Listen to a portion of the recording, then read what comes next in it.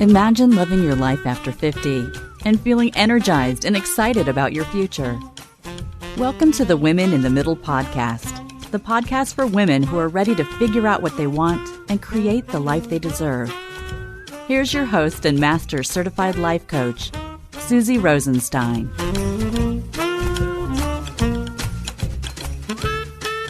Hey there. In today's episode, I'm going to introduce you to a woman in the middle who reimagined her life after adversity and grief when her husband died just before her 50th birthday.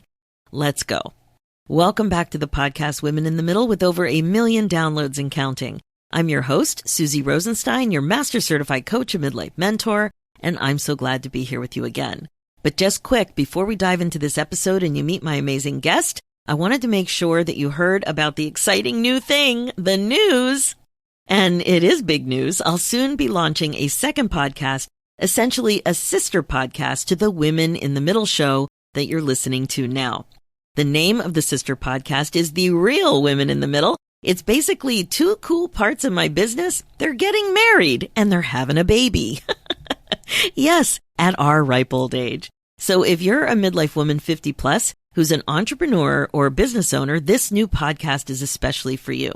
And like I said, it's called The Real Women in the Middle. The new podcast will be focused on what's really going on in midlife as an entrepreneur while you're in it, dealing with the classic midlife-related obstacles and challenges, things like taking care of your aging parents, empty nest, menopause, lack of self-care, and lack of work-life balance, that sort of stuff. So we'll be focusing on what the experience is really like to be over 50 and running a business. The Real Women in the Middle podcast is a show built for midlife women over 50 who are six-figure plus entrepreneurs looking to start loving their lives again. The goals are to discuss the real challenges midlife entrepreneurs like this face, especially when trying to follow their entrepreneurial dream when they've lost track of who they are and what they want, because they haven't checked in with their actual dreams in decades, or they're so busy dealing with midlife issues that they feel like they've lost control of focusing on their priorities. Sounds good, right? So if you're interested in learning more about how to be a guest on this new show, head over to www.midlifeinterviews.com and apply. Okay, let me introduce you to my amazing guest today. Debbie Weiss is a former attorney who earned her Master of Fine Arts in Creative Nonfiction Writing from St. Mary's College of California in 2020. A native of the California Bay Area, she turned to writing after George, her husband and partner of more than 3 decades, died of cancer in April 2013, and she found herself single and living alone for the first time in her life. Her essays have been published in the New York Times Modern Love column, HuffPost, and Women's Day, among other publications. Her award-winning blog, The Hungover Widow, dispenses empathy and advice on grief and dating after loss.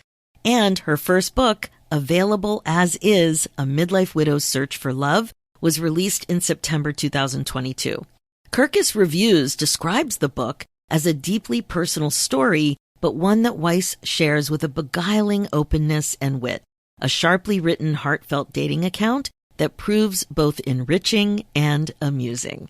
You know, I have to say that during the interview, I was taken back to my 20s and early 30s when I was dating. And for sure, things were hard then, but things have changed and it's not easy. Dating as a midlife woman can be quite challenging, let alone when you've recently been widowed. So without further delay, I know you're going to love this interview, so please enjoy. Hi, Debbie. Thanks so much for joining me today on the Women in the Middle podcast. Hi, Susie. Thank you for having me. Oh, I am so happy to have you. I love talking to women who have worked hard to create a new life in any situation. And for you, dealing with loss, it certainly adds another wrinkle. That's for sure. But in the end, your story is really about reimagining your life during adversity and grief and how you found the courage and passion to do so. So I'm sure there's a story here, and that's what we're going to dive into. So just tell us a little bit about yourself and what was going on in your 40s, and then we'll just take it from there. Okay. Well, let's see. I'm a former attorney, and I live in a suburb of Northern California. And I quit practicing law when I was 40 and basically spent my life hanging out with my husband. I married my high school sweetheart. Oh, And we were together for 32 years. And after I retired from law, I always thought I'd go back, but I didn't. I gardened and I exercised, and my husband was very high energy, but he died 4 months before my 50th birthday. And then everything just kind of changed. And did you know that he was ill? I did. It was very difficult. He was diagnosed 4 years before he passed on April 10th, 2013. He was diagnosed 4 years before that with metastasized male breast cancer. He was a workaholic. He was actually the tech lead on a product called Quicken for Windows, which was a financial planning software thing. And he didn't get checked out until after the product shipped, at which point he discovered it was pretty far along. So we had about 3.5 good years. And then, the last maybe 8 months were bad, but he lived with it very, very courageously. Wow. That is difficult. I'm so sorry. It was hard. Yeah. It's no sugarcoating how hard it must have been. So, when, turning 50, there's a lot going on with turning 50 anyway. And this is just a giant amount of other stuff. So how did you notice that turning 50 was related to how you were moving through everything that was now on your plate?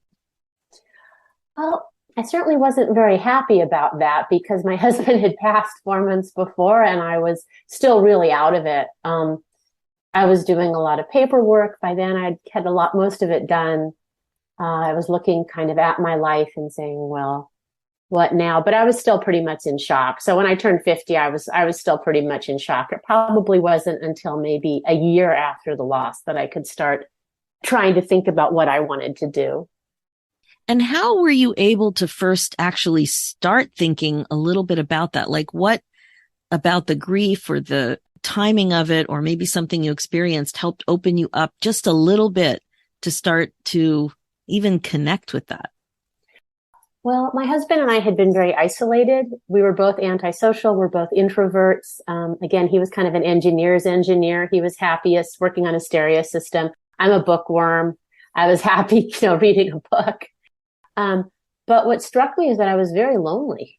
I could go days on end, without seeing anybody aside from my dad and my stepmom. So I had to figure out how to leave the house and start doing things and making some kinds of connections, or my life was going to be pretty difficult. So I started to join groups, and grief therapy helped a lot. Oh, yeah. Very helpful. Now, you said you were a bookworm, and then, of course, you ended up writing. So how did you make that connection that, maybe writing would be an entree into that deep connection you were looking for something that really got you excited? Well, I was an English major in college, and then I went on to law school because I wanted something that was employable. So I didn't follow that passion. But after I retired, I was taking for a few years a weekly class at a local retiree center for writing, a creative writing class. The teacher was amazing.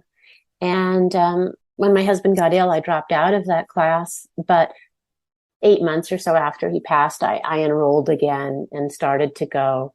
And then from there were a few people in the class who reached out to me, and they had their own writing group. They were writing books.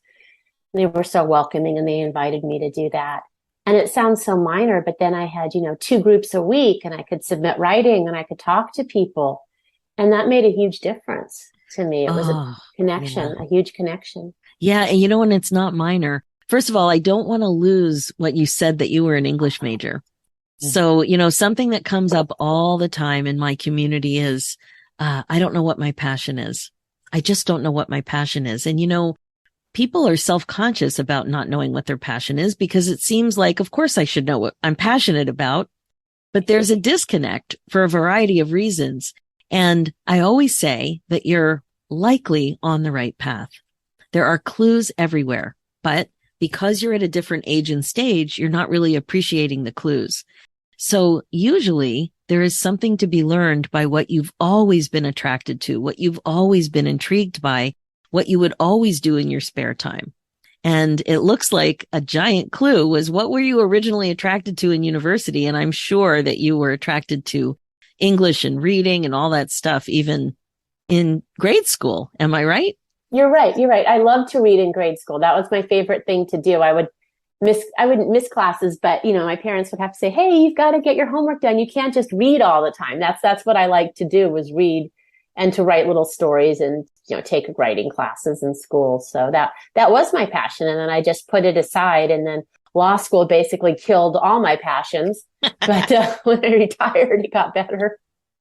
I made a joke that in grad school, I stopped reading all fiction, except it wasn't a joke. It was true. Like, it just stopped. And then I started lending books away, and I'd never see them again. And I just lost track of that connection at all. So there it was. It was a passion that you always had, and you leaned into it a little bit, almost as soon as you could, like as soon as you had that space in your own grief process to just think a little bit about talking to people and focusing on yourself, You're right. You're right. I was, when I was trying to get connection after my husband died, I joined a bunch of different things, and they were pretty random.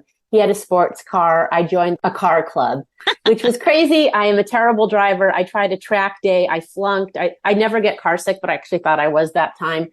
But but they had Saturday breakfast. So then I had, on a Saturday morning, people to go have breakfast with. I joined Rotary. I didn't have any business, but once a week I would have a dinner out with people, and I had to put on real pants, right? Not sweatpants. Yeah. And talk to people and practice. And, some folks there were nice. I joined a synagogue, again, for connection, and there was a book club and a red tent group.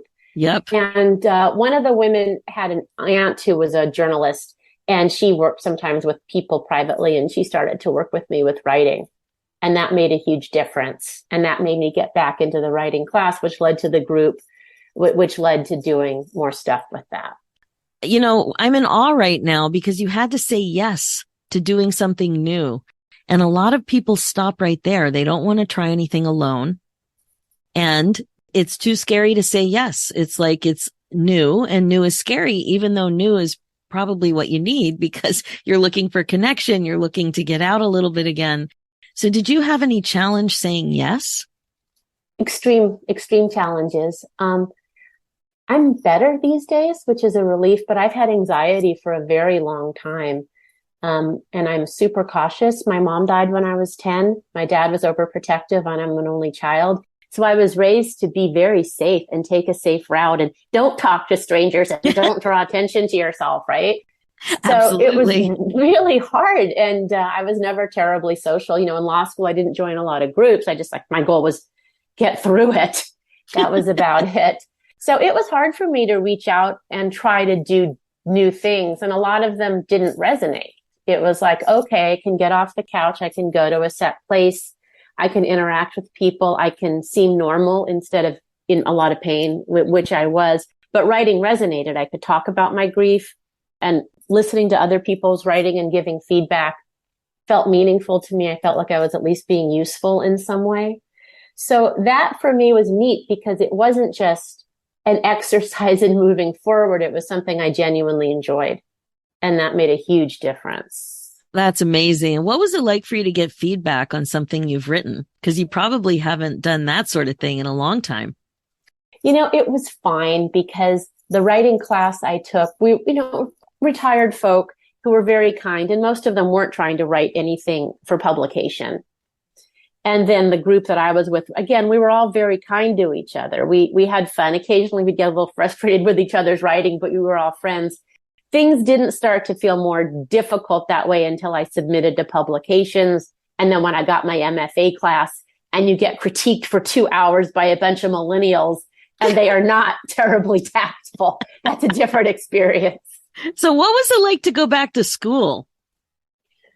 Oh, that was a challenge. Again, I'm very cautious. So I basically dithered until the last minute. And they were like, please make up your mind. There's people on the waiting list. It's funny. I think of myself as a rational person, but since my husband died, I started to look for signs. And when I was trying to decide whether or not to do the MFA program, which was 2 years, only, about 45 minutes from my house at a beautiful campus, St. Mary's College of California, which is a gorgeous place. I actually did get a yes to the New York Times Modern Love column. And that to me was my sign that I should go forward. That's quite a sign. And the irony is that you're the second guest I've had who has had a modern love piece as a goal. And it changed her life. That was episode 240. And I'll, of course, link to that in the show notes, too. And I want to have your modern love piece in there, too. And it's so interesting that both of you, midlife writers who allowed yourself the permission to pursue passion, had that. Would you say that that is one of the hardest goals that you've ever set for yourself? I was fortunate because I didn't go into that with a high expectation. I expected to get rejected. If I didn't get it, I was exactly where I was, right? I mean, that's helpful for me as a writer when I think about rejection, which is if someone says no, you are exactly where you are. You have lost nothing.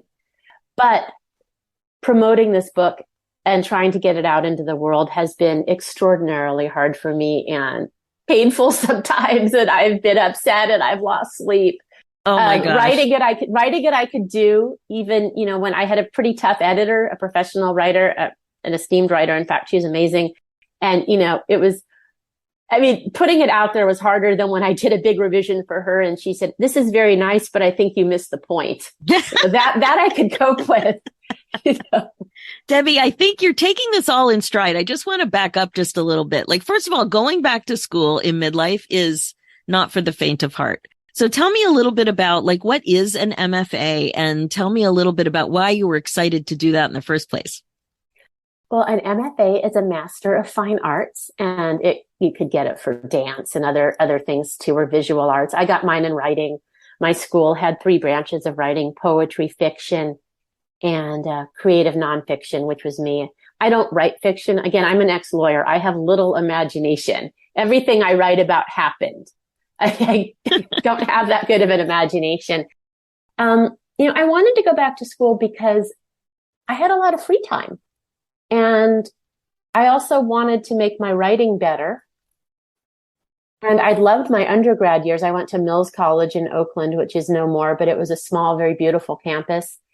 And I thought it would be really good for me to do something immersive and difficult. And honestly, if it didn't work again, I was prepared to drop out. I wouldn't be any place worse. It wasn't like when I was in law school and I knew I had to move out of my dad's house and make a living. This was, this was supposed to be for fun and self-improvement.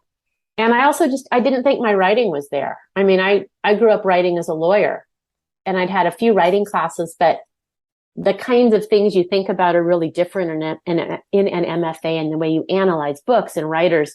So I thought it would be cool. And I liked it. It was great. That's amazing. So yeah, it sounds like you're you're not put off by the discipline that it takes to accomplish a goal like that, or law school, because a lot of writers wouldn't choose that option. They would, work with professionals and editors and join these groups. And you did that too, but you went all in. I did go all in. I did. Like I said, I think I just had a fair amount of time on my hands, retired again at 40. And I thought it would be good to have an immersive, challenging experience and be with a different group of people and get different viewpoints. Again, I'm living in my little suburban town, and in a college, you get different people and different ideas and encouragement. And I was also prepared, honestly, if the book didn't go anywhere and I couldn't work with it, again, you're no worse off if you abandon something. So to me, that was I'm just, worst case, you've trashed the tuition for a semester. Best case, you finish it. I love your mindset. Now tell me more about this book. When did you decide to just, focus on a book instead of focusing on these articles and submitting articles, which you've also had some success with? A little bit. I was writing pieces, little things, and not everything's an article. Just vignettes and things. And I think I liked the challenge of putting it all together and seeing what happened. It's interesting because, like many writers, I think a lot of us do this, and I've taught writing and I've read books on writing. You know, you start with little vignettes of your life and then you try to put them together. I used a book called Shimmering Images, and it's super helpful about writing little things and then putting them together and seeing what themes and what comes together. You know, for me, organizing the book, all the different pieces of it were very hard. So I started with also wanting to sort of express what I'd been through, and then ultimately trying to see if it was good enough to be worth sharing. And what helped you determine that? That's a good question. Well, I wondered Hubris. if you looked for a sign. Hubris. I did look, hubris. I did look for a sign. And one of the signs, I was a Huffington Post blogger and they had that free platform, and getting feedback and interacting with people. I enjoyed that part of it. Again, getting in modern love was a big sign for me because it meant that, okay, that was like 1,200 words or 1,400 words. And if I could only make that another, 300 pages, it would work. But I guess I wanted to see what I could do and what I could put together and if I could make something good of all this. I think I liked the challenge. I think you do like the challenge. Yeah. I don't know. Sometimes we lose perspective about what we're accomplishing and the level of our goal setting and stuff like that. And you've been through a lot, and then you didn't take an easy path. You really dove in with going back to school, setting high goals for your writing, not just writing, but getting them published, and then a book. So tell us a little bit about the book. Well, I kind of joke that I wrote the book in part to alert women to the poor quality of most middle-aged men these days. Yes. Yeah.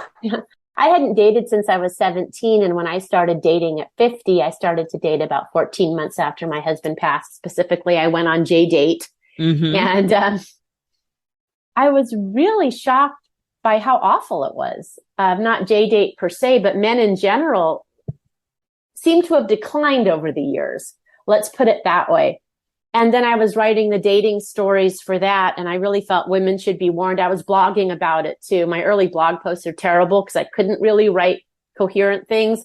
But I was started to just say, someone's got to be talking about this because this sucks, and it sucks for women particularly. Debbie, I'm having a flashback. I met my husband through a personal ad in the Jewish community newspaper. Mm-hmm. But a personal ad, this was before J-Date. So J-Date, if you don't know, is like a Jewish online dating site. And it wasn't around when I met my husband. So we wrote letters, and right before that happened, I told everybody I knew that I was single and interested in meeting people because I was 30. Anyway, one of my blind dates was book worthy for sure. It would have been in a collection. I showed up, meeting this guy on the street at a very well-known place in Toronto. We were supposed to go to a ball game. And he says to me on the phone, I'm like, well, how am I going to know it's you? And he said, oh, don't worry. I'll be the one wearing red pants. Now, this was in 1992. Red pants are kind of trendy now, and some of my friends might be wearing red pants, but it's not too common.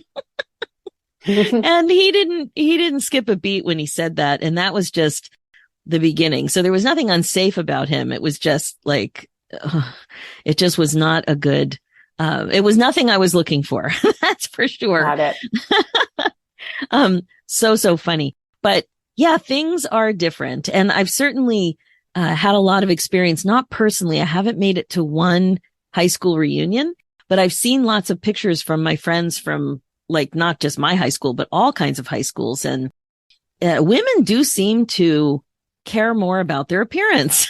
Yes, we do. We do care about our appearance. And I also think we tend to put ourselves down.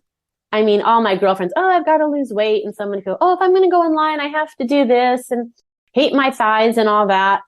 And, guys, they seem to think that whatever they look like, they want to get naked with a woman and get on with it.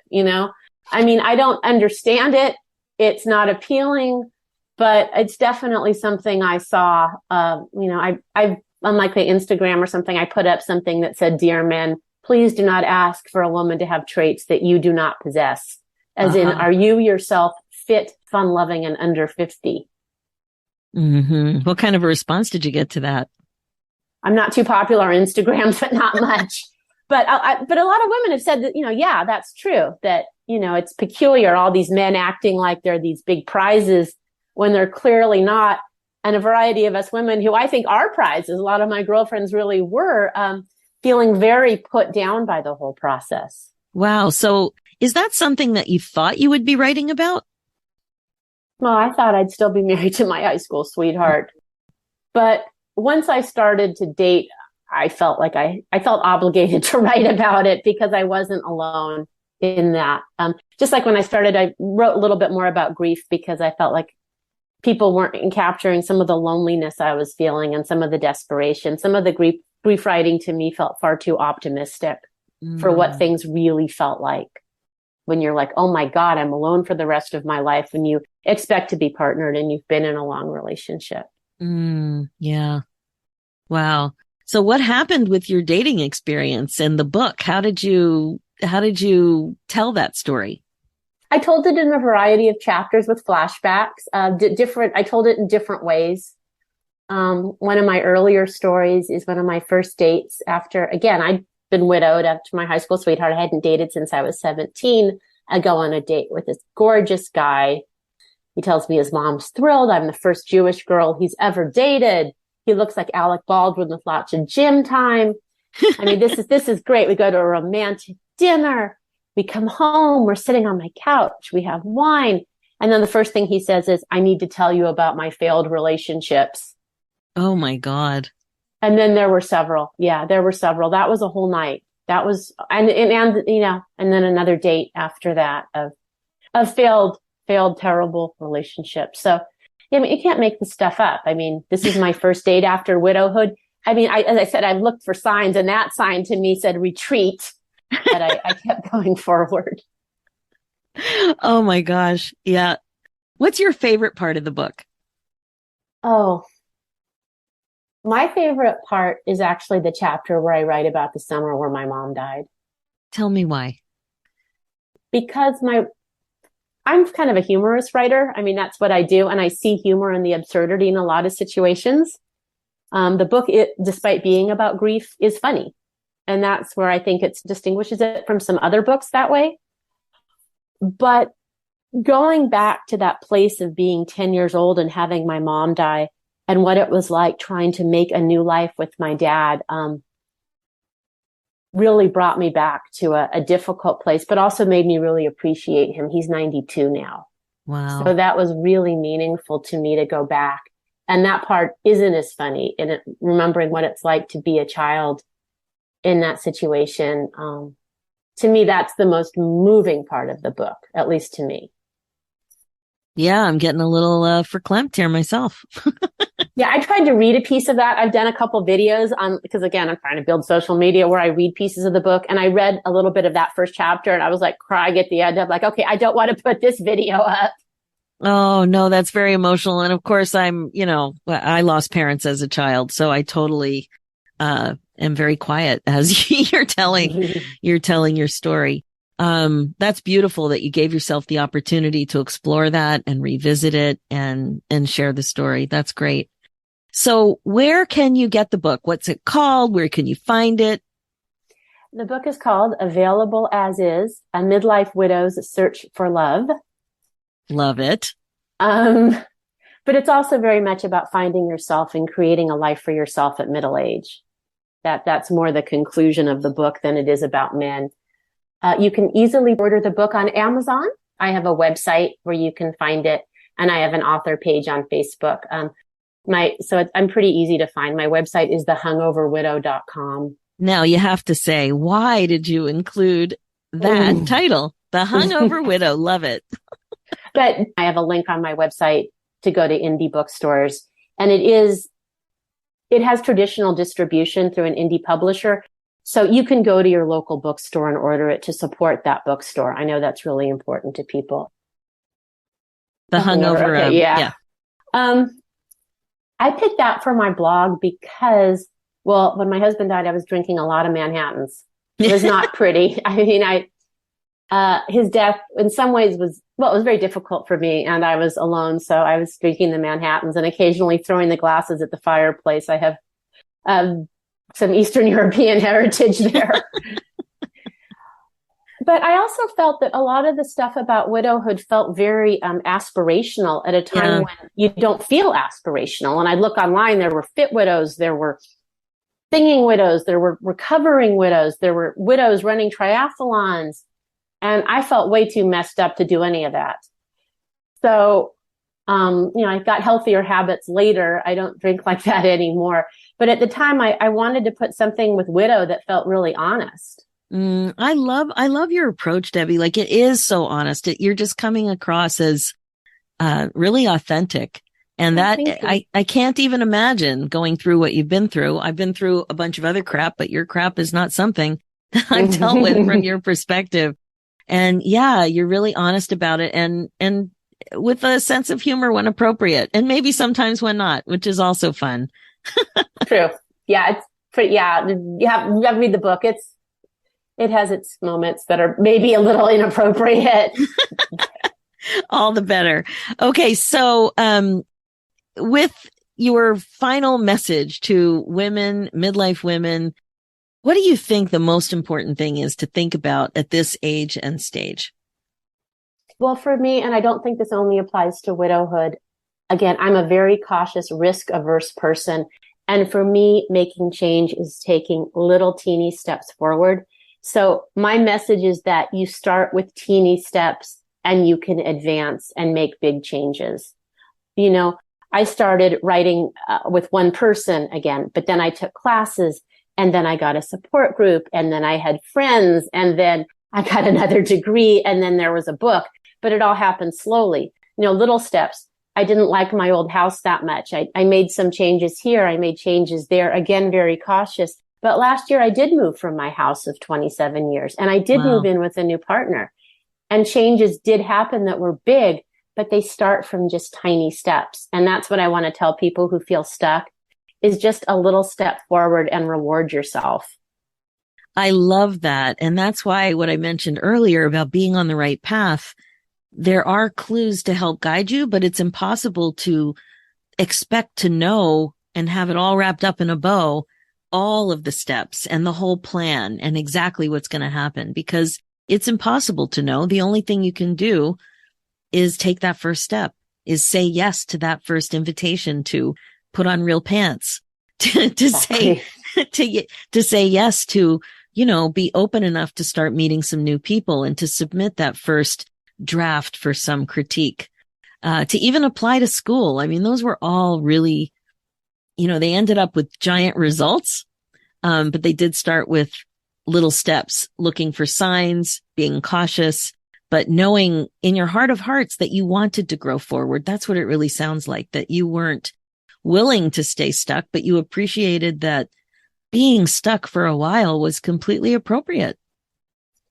It was. For me, it was. I mean, I wasn't ready to move. I didn't have the wherewithal. I'd only moved twice in my life, or, dating, again, I'm cautious. To have a new partner is what I wanted. But again, it took a lot of frogs and toads. And, trying to get a community is hard. But once you start to do it, it's a lot easier, So at first start with I probably wouldn't be doing Rotary Club dinners right now. That doesn't really resonate with me.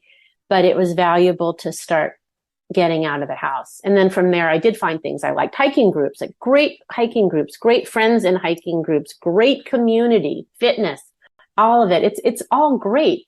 It's just a matter of starting with a few things you don't like, maybe, and seeing kind of what's there, and then moving forward. So good. And how did you meet your partner? Online. Did you? I did. Not JDate. Okay, Cupid. Very nice. Yeah, it happened. I'd been dating a while and had gone on and off and was pretty pessimistic about it. But I got an email one day on a site that said, "Are those Vans with skulls on them?" Because there was a picture where I was wearing these tennis shoes with skulls. Yeah, they are.